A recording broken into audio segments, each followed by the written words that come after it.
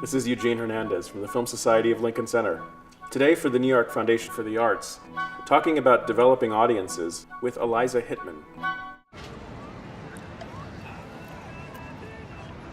Have you ever made out with a girl before? Why are you asking? Have you? Sure, lots of times.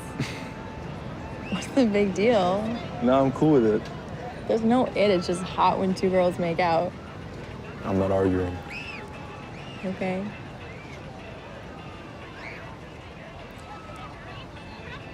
You think it's hot when two guys make out? No, it's not hot, it's just gay. What do you mean? Two girls can make out and it's hot, but when two guys make out, it's gay. I'm curious whether you think about an audience at the stage of writing a new film, or maybe the question is, when do you start to think about an audience? I don't think about audience so much when I'm writing a film. I really come at it from the point of view of character, and like, is this a character whose world I want to explore, and what's my connection to the character? I'm a little bit idealistic, and I believe like if I make it, people will come. I think for me what's really important about audience building was something that I discovered actually when I made my first feature.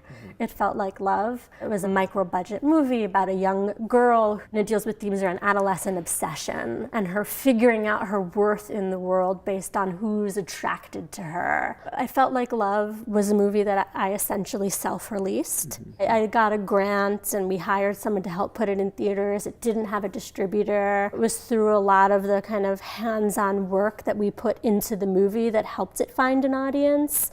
One of the more inspiring parts of building an audience for that film wasn't theatrical, it wasn't festival, it was actually screening the movie on college campuses, which was a lot of work that I did and I initiated, and being able to bring the film around the country to different campuses and come in and talk to film programs and screen the movie for people within a certain age bracket felt most meaningful because it felt personal, like I was handing down a story that maybe they hadn't seen, and that's what storytelling is. It's passing something down to a younger generation. And I found that aspect of audience building to be most successful. So I want to talk about Beach Rats specifically. When did you start to talk about, with producers or other people who are part of your team, the potential audience for the film?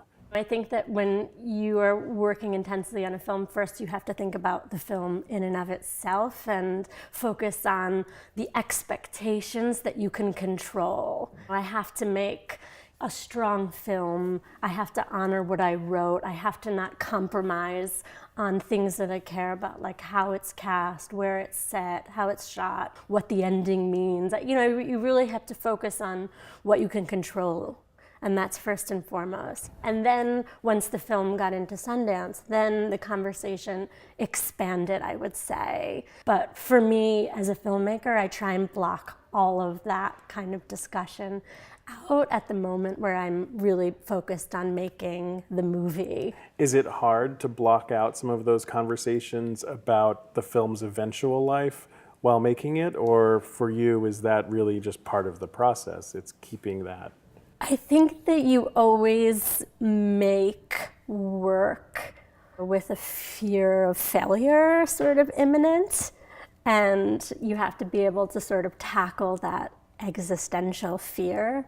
And if I let those outside fears play into my creative process, I probably wouldn't be able to finish it. It would impair me. Or with Beach Rats, you're accepted to Sundance, and the conversation about the film changes or deepens at that very moment. You working as someone who's protecting yourself from the external pressures of what will eventually be the commercial life of the movie, and keeping yourself, your team, and everyone focused on making the movie that you set out to make. Help me understand how you enter that process as a creative person and what you take on and what you have to rely on others to guide you on?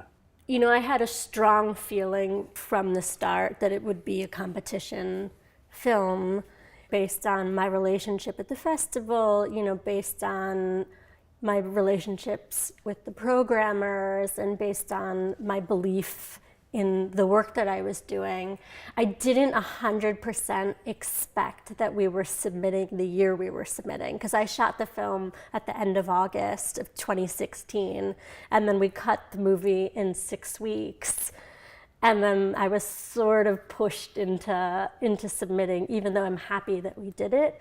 So in some ways I was not prepared for the dialogue around what the life of the movie would be, because I showed up to the festival feeling like the movie was covered in wet paint. So there wasn't a lot of talking and strategizing, but we made a few sort of key decisions, which I really respected and thought were the right choices. When we were beginning to think about who would sell the film and who would pre-screen the film, we decided we wouldn't send any links out. And we only had screenings at Cinereach. It wasn't a film we wanted people to see on their laptop in the middle of the day. We didn't want links to be shared. We wanted to sort of hold the film back as much as possible before the premiere of the movie, and because it wasn't 100% done. There were some decisions that were still being made in the edit building up to the festival. But I did think that there was value in not letting everybody see the movie before the festival. And at no point did I surrender the decision making to other people. You know, I wanted to be involved with who sold the film. I really believed in the agency that was behind me. I had strong feelings about who should represent the movie in terms of the publicity and who the right person was. And I think that the more people you meet and you have feelings about who understands what you're doing and how to build a team around your film. And I don't believe I'm kind of the person to let go of those decisions.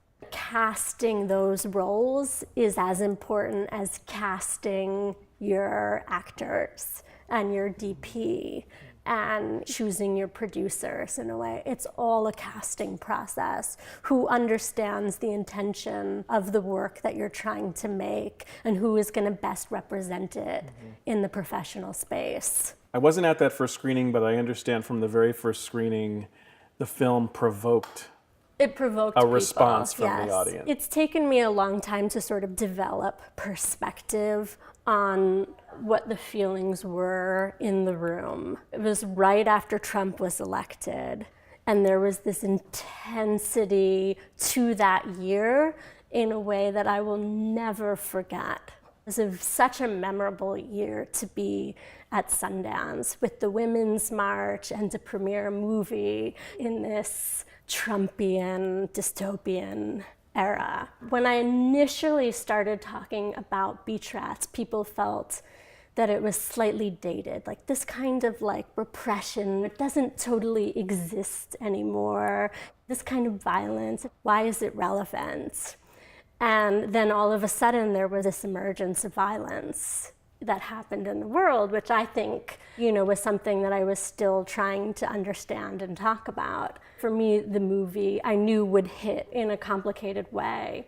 People in the audience, for the most part, were really moved by the movie and shaken, which was the intention of the film. So it was successful. The attack kind of questions were, for me, rooted in a sense of misogyny. Who are you to tell this story? And to ask that question in and of itself is a little bit derisive. You know, and the first thing that I said to that audience member was, I've never actually owned my representation. The representation of what it is to be a woman has been authored by men. So it felt a little funny to be attacked for making a movie that dealt with male sexuality. It was like my first experience of realizing that when women take on things that are challenging or provocative, they become vulnerable to personal attack in the way that men aren't. And after that Sundance, actually, I went off social media. And I took down my Twitter, and I took down my Facebook, and I went under a little bit because I felt that all of a sudden I'm a woman on stage with an important award, and I'm vulnerable and susceptible to a certain kind of analysis from people who are looking to negate the movie. And the first thing that they do is come after the person who made it. Pivoting to the point where you're positioning the film to be taken out into the world, and this movie that you've been able to hold so closely, and all the decisions you've been able to make as the director of that film, to what extent are you handing it off, and how do you make those decisions of even a distributor who's then going to make a whole bunch of other decisions with and without you? I think we were lucky, some of it is luck and some of it is timing, obviously, but we ended up in very good hands. And Tom Quinn had just formed Neon, and they were the sort of new kids at the festival, and I'd never sold a movie at a festival, so I was just happy that there was interest. My desire to shut out those expectations is that I have to, because I know I'm not making commercial work. Tom Quinn showed up at Sundance with a very specific mission, looking for challenging, auteur-driven work. He was in it to have a dialogue. And there was a dialogue throughout the entire process. You talked about, after Sundance, pulling yourself back from social media. And yet a commercial distributor today relies so much on social media to help build a profile for a movie and also engage an audience.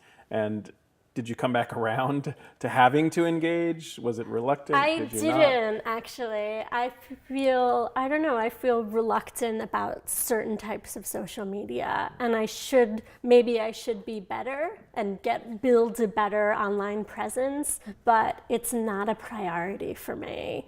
Thinking more broadly about yourself as a filmmaker and as an independent filmmaker who makes personally driven films, what kind of choices and decisions do you have to make to cultivate an audience for your next movie, or are you putting that and trying not to think about it? There were people, who came to see Beach Rats because they were interested in the themes. I think that there are people who came to see it because they thought the actor was good looking.